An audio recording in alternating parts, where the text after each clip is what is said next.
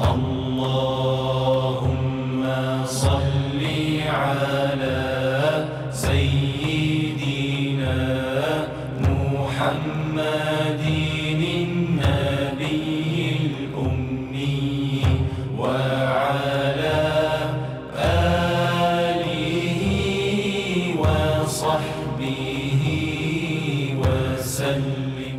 हर साल की तरह इस साल भी UC 56 विच ईद गिफ्ट राशन तकसीम करन दा वड्डा प्रोग्राम मुनक्किद किया गया। चेयरमैन UC 56 मियाँ अमजद हुसैन बिल्लू ने मुकामी शादी हाल विच 4000 लोगों नूं राशन ईद गिफ्ट पैक तकसीम कीते। इस नेक काम दे विच चेयरमैन राशन कमेटी बनाई गई है। इस मौके ते कमेटी दे चेयरमैन बाऊ मोहम्मद बशीर और सदर कमेटी मलिक इलियास ते दूजे अहदेदार भी राशन तकसीम करन विच मौजूद सन।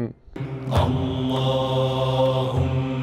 सल्ली अला सय्यिदिना मुहम्मदिन नबिय्यिल उम्मी व अला आलिहि व सहबिहि व सल्लिम।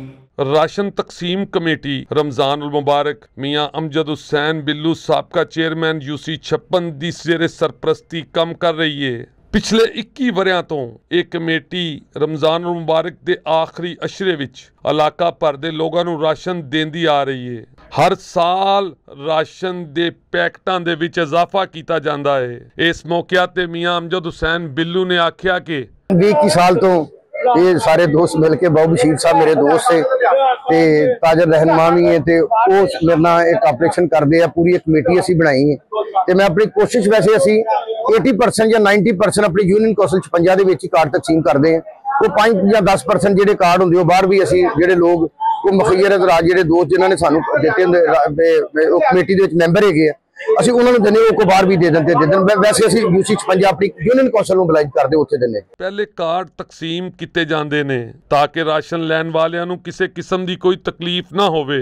ਚੇਅਰਮੈਨ ਰਾਸ਼ਨ ਤਕਸੀਮ ਕਮੇਟੀ ਬਾਊ ਮੁਹੰਮਦ ਬਸ਼ੀਰ ਨੇ ਦੱਸਿਆ ਕਿ 21 ਸਾਲ ਹੋ ਗਏ ਸਾਨੂੰ ਰਾਸ਼ਨ ਵੰਡਦਿਆਂ ਨੂੰ ਤੇ ਸਾਡੀ ਖੁਆਇਸ਼ ਹੁੰਦੀ ਆਪਣੇ ਹਲਕੇ 'ਚ ਇਹ ਕਾਰਡ ਵੰਡੀਏ ਕਿਉਂਕਿ ਹਲਕਾ ਮਿਆਂ ਅਮਜਦ ਹੁਸੈਨ ਬਿੱਲੂ ਦਾ ਹੈ UC 56 ਹੈ ਤੇ ਅਸੀਂ ਆਪਣੇ ਦੋਸਤਾਂ ਦੀ ਮੁਸਾਬਕਤ ਨਾਲ ਇਹ ਸਿਲਸਿਲਾ शुरू किया है तो हर साल ज्यादा हो जा रहा है।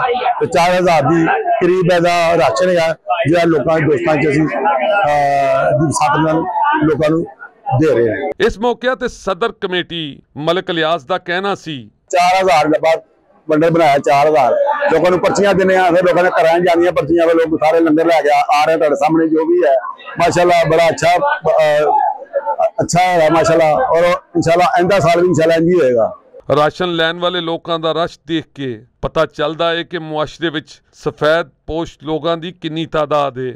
हाल विच मौजूद नायब नाज़म ते कौंसलर्स ने भी दस्या कि तमाम सियासी जमातों तो बड़ा तो साडे अहले इलाका साडी तरफ रमजान की खुशियां गिफ्ट है अल्लाह ताला इन्हां दी खुशियां नूं आसान करे। हर साल की तरह मियाँ अमजद हुसैन बिल्लू चेयरमैन UC 56 दे ते बाऊ बशीर साहब बहुत अजीम शख्सियत के मालिक है ने उन्हां दी बसातत दे नाल हर साल गरीबां नूं माशाल्लाह राशन तकसीम किया जाता है। उहदे बावजूद हस्पतालों दे विच राशन दिता जाता है लोगों नूं पैसे दिते जाते हैं। अपनी ईद दियां खुशियां विच ध्यान रखो कि तुहाडा दूसरा मुसलमान भाई भी अपनी ईद खुशी नाल मना सके। ये काम अपने रब की कुर्बत लई इहो जिहा काम जरूरी है। पिछले सालों की तरह इस साल भी मियाँ अमजद हुसैन बिल्लू ते बाऊ बशीर वालों 4000 लोगों को ईद गिफ्ट पैक राशन दिता जा रहा है।